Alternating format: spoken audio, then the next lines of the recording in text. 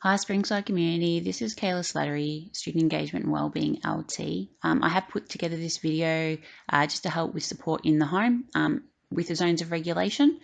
It's, I guess, particular attention to the fact that we are in some quite challenging times, and although we are teaching this to our students through your staff's weekly planners, I think this is really important for adults in the home to know that these videos will also support with your own well-being and positive mental health. First off, let's start by recapping for everyone what the zones of regulation is. So the zones of regulation is a framework that utilises 4 different colours. Each of those colours belongs to a particular zone. We have the blue zone, the green zone, the yellow zone and the red zone, which we will go into in a little bit more detail a little bit further on in this video.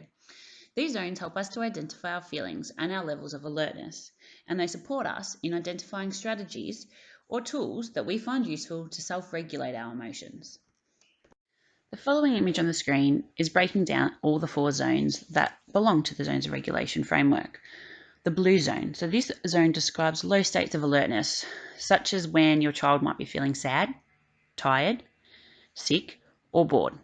So this is when their bodies and their brains might be moving a little bit more slowly or sluggishly. This is an area of rest. Next up is the green zone. This describes a regular state of alertness. So your child may be described as calm, happy, focused, or content when they're in this zone. This is the zone that we want our students in generally to be able to learn at their best and for being social out in the yard and with their peers. Being in the green zone shows that they are in control of their emotions. So the green zone is usually referred to as the good to go zone. Next up, we have the yellow zone. The yellow zone describes a heightened state of alertness. However, a person still has some control over their body when they're in this zone. They may be experiencing feelings such as stress, frustration, anxiety, excitement, and maybe feeling a little bit silly. When somebody finds themselves in the yellow zone, that's where they need to take caution, because if they continue on in that manner, they may move from the yellow zone into the red zone. So when they find themselves in the yellow, that's when we need to start looking at strategies to help us move back into the green, into the optimal zone for learning and socializing with people around us. And finally, we have the red zone. This describes extremely heightened states of alertness or very intense feelings. A person may be experiencing anger, rage, explosive behavior. They might find themselves in a state of panic, feeling terrified, or elated when in the red zone. During the red zone, this is where people will find that they may have lost complete control of their body. And it does become a danger period, because in this zone is where people might find that if they continue in the red zone for too long, they may find that they might hurt themselves or even possibly the people around them. What is important for everyone to understand, our staff, our students, and our families, is that it's important that we know that it is okay to be in any of the 4 zones at any time.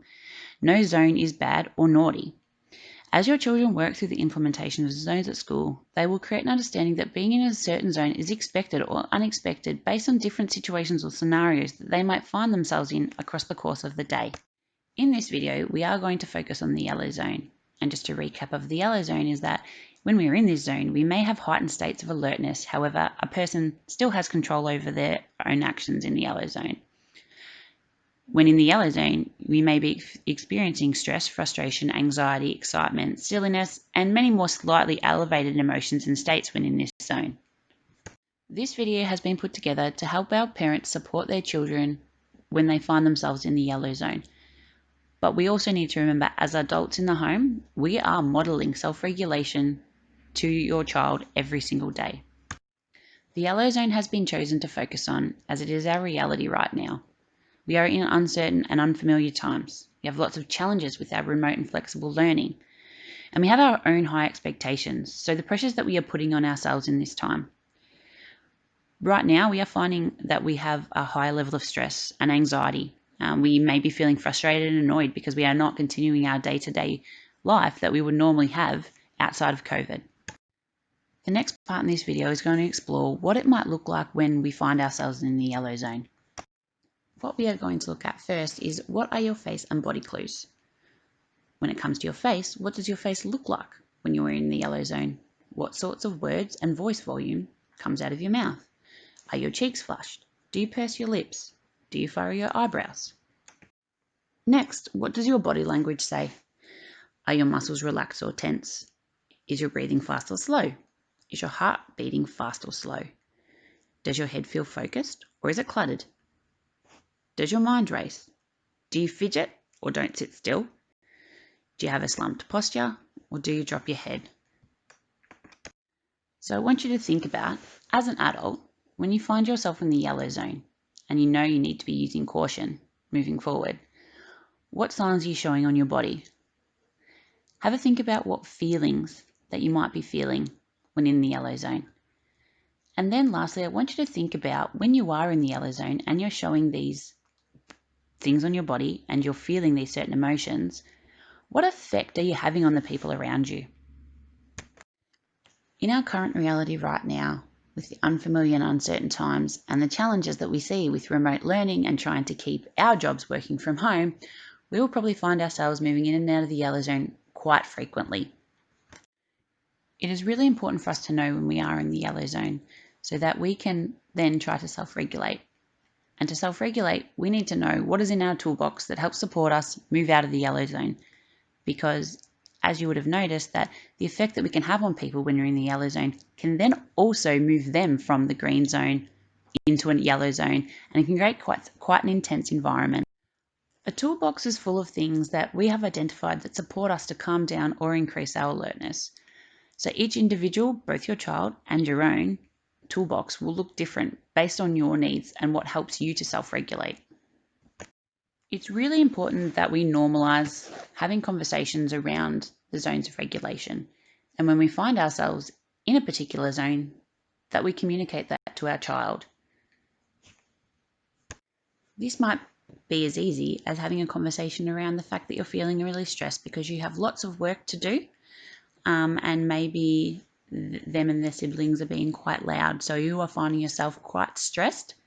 And you are finding yourself in the yellow zone. So just communicating with them that it is time now that you need to reach inside your toolbox and find some strategies and supports that will help you move from the yellow back into the green so that you can get your work done. What you see on the screen now is a table of tools that we may use to help self-regulate when we are feeling any type of emotion. One of my own personal examples, and one that I shared with staff when I delivered this video to them, was that throughout the week, my dogs had been out in the mud and had then decided to come inside and run through the house. So I had muddy paw prints all over the floor, which made me quite annoyed and frustrated and definitely put me into the yellow zone.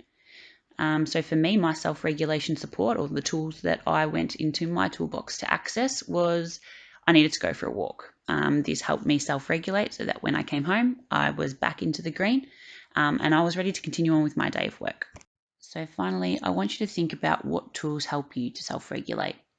Specifically looking at the yellow zone, so when you find yourself in that zone, what things do you need to do to help you move back into the green? We have to acknowledge that as adults, we do model behaviours and self-regulation strategies to our children. So we also know if we find ourselves in the yellow zone and we don't self-regulate, that we do have quite an effect on our families, especially our children. If we find that we are annoyed or frustrated and we don't self-regulate to a point where we can, I guess, function and interact positively with the people around us. So now that we have worked through what it may look like when we find ourselves in the yellow zone, and then being able to look into our toolbox and reach in and access those supports that do help us to self-regulate, next video that we will release as a school will be around our triggers. So what are things that may happen to us that may push us into the red or into the yellow zone, so that we are aware of and try to, I guess, remove ourselves or accommodate for when those triggers do occur in our lives. I would like to thank you for listening to this video, and I do hope that the contents in it do help you support yourselves and your children in the house, especially during this time with self-regulation.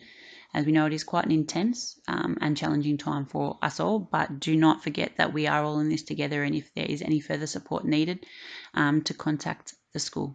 Thank you.